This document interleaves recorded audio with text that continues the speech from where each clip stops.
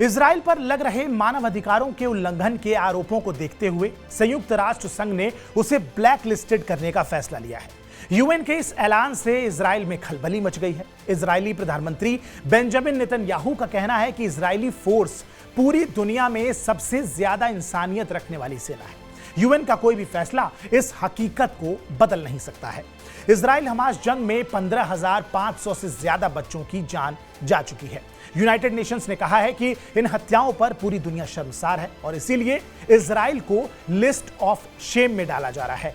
UN के इस कदम से इजराइल अब उन देशों में शामिल है जो बच्चों को नुकसान पहुंचाता है।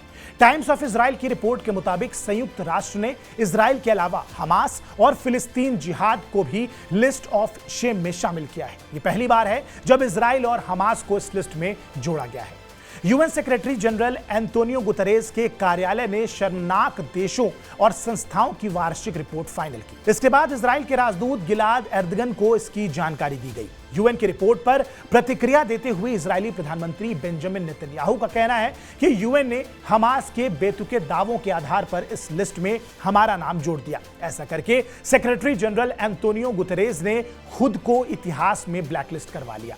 वो आतंकवाद और इजराइल के खिलाफ नफरत को बढ़ावा दे रहे हैं। वहीं दूसरी तरफ यूएन में फिलिस्तीन के प्रतिनिधि रियाद मंसूर का कहना है कि इजराइल को लिस्ट ऑफ शेम में जोड़ने से उन बच्चों को दूसरा जीवन नहीं मिल सकता जिसकी इजराइल के हमले में मौत हो गई। फिर भी ये इजराइल के अत्याचार के खिलाफ विरोध दर्ज कराने के लिए एक अहम कदम है। इससे पहले इजराइल फिलिस्तीन विवाद के बीच यूएन की रिपोर्ट में कई बार यहां हो रहे बच्चों की मौत का जिक्र किया गया था। हालांकि अब तक कभी भी इन्हें लिस्ट में नहीं जोड़ा गया था। इजराइल और हमास के अलावा अब तक यूएन की इस लिस्ट में रूस, Afghanistan, Iraq, Myanmar, Syria, Yemen, Somalia, ISIS और अल-कायदा का नाम शामिल है।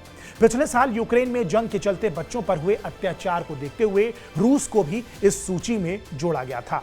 साल 2010 में भारत का नाम भी इस लिस्ट में जोड़ा गया था। दरअसल इस सूची में उन देशों को भी शामिल किया जाता है जो अपने देश में बच्चों की सुरक्षा और संरक्षण के लिए जरूरी कदम नहीं उठा रहे हैं।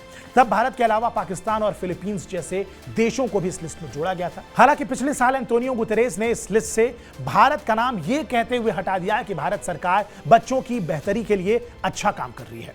7 अक्टूबर 2023 को शुरू हुई इजराइल हमास जंग को बीते 7 महीने हो चुके हैं। इस दौरान 35,000 से ज्यादा फिलिस्तीनी नागरिकों की मौत हुई है जबकि लाखों लोग विस्थापित हुए हैं। गाजा में खाना, पानी, दवाइयां और जरूरी सामानों की सप्लाई पर इजराइल ने रोक लगा रखी है, जिसके चलते गाजा में मानवीय संकट एक तरीके से पैदा हो गया है। गाजा के कई हिस्सों में आज भी अकाल का खतरा मंडरा रहा है। इस हफ्ते की शुरुआत में यूनिसेफ ने बताया कि जंग के बीच 10 में से 9 फिलिस्तीन बच्चे गंभीर खाद्य गरीबी में जिंदगी गुजार रहे हैं। यूएन की रिपोर्ट बताती है कि गाजा की 23 लाख से ज्यादा आबादी भूखमरी के कगार पर है। सबसे बुरे हालात युद्ध के बीच में जन्मे बच्चों की है। अप्रैल 2024 में गाजा के अस्पतालों में कुपोषण की वजह से 12 साल से कम उम्र के 30 बच्चों की मौत हो गई थी। बहरहाल इस वीडियो पर आपकी क्या प्रतिक्रिया है हमें कमेंट बॉक्स में जरूर बताएं। बाकी देश और दुनिया की तमाम बड़ी खबरों के लिए आप सब्सक्राइब कीजिए TV9 डिजिटल। मेरा नाम है आयुष मिश्रा। नमस्कार।